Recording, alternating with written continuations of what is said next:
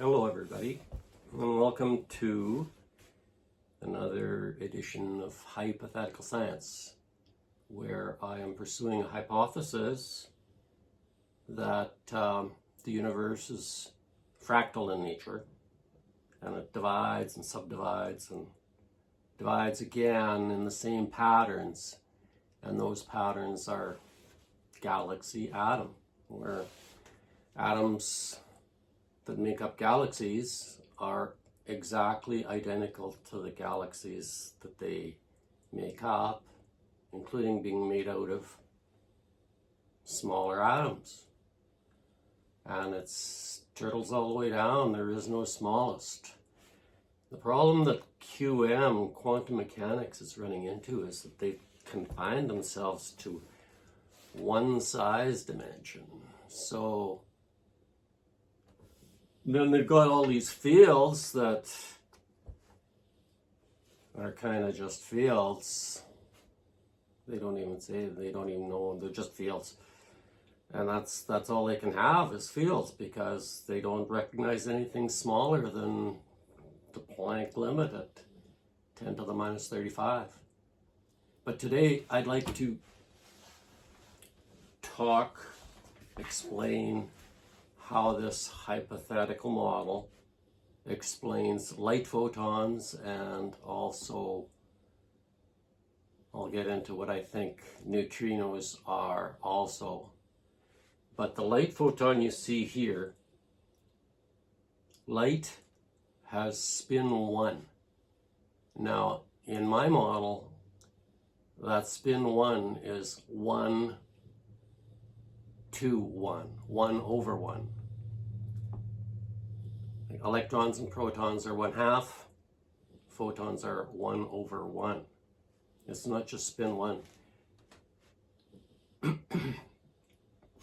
What the photon is doing is it's spinning once around one axis at exactly the same rate as it's spinning around the other axis that's orthogonal to its direction of travel. So what you see here is the shape of the wave and the photon going past.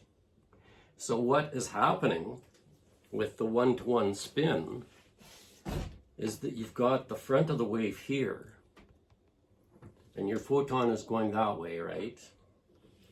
It's spinning once every time it precesses once.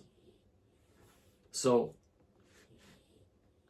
in the time that it spins from the front down to the bottom, right, it also precesses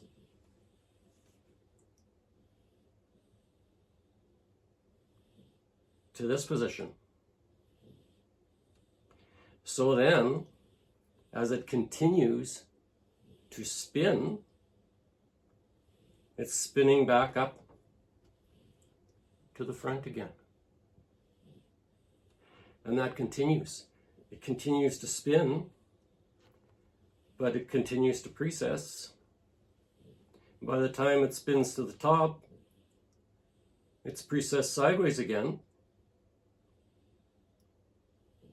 And then as it comes down again, it's to the front again. So it never goes to the back.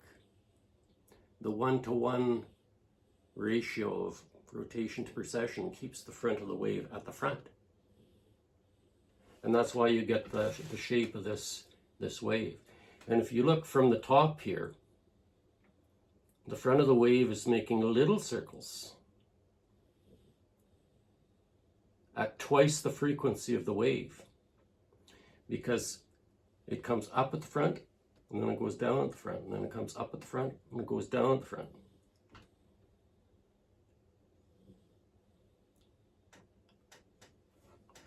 And that's why it's got that pointing vector. There's something called the pointing vector, which is found to have twice the frequency of the photon. And that's what's happening there. It's those double, that double pass that the front of the wave makes. It makes a pass going up and another pass going down every cycle. So then neutrinos come from the nucleus. And the nuclear bar in my model, in my hypothetical model, the nuclear bar has rotations around 3 axes, not just 2. The disk has rotations around 2 axes, but the bar has rotations around 3 axes. So the radiations that are coming from the nucleus, these neutrinos, are like photons, but they've got rotation around the direction of travel as well. But the only way that they can have rotation around the direction of travel is if they complete a cycle in the time that it takes for the front of the wave to get to the bottom. Because then the front of the wave is going to have to go back up to the front again. And if the cycle around the 3rd axis hasn't been complete, then that's not going to happen. So the neutrino has to finish a cycle, at least one cycle, from the front to the bottom. So in a quarter of a rotation.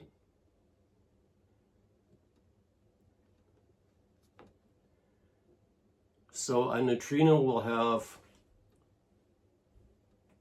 at least 4 times the rotations around the direction, the axis of travel, as the frequency. So a neutrino will be 4 times, or 8 times, or 12 times, or 16 times. Any multiple of 4 times the photon's frequency will work to keep the front of the wave at the front.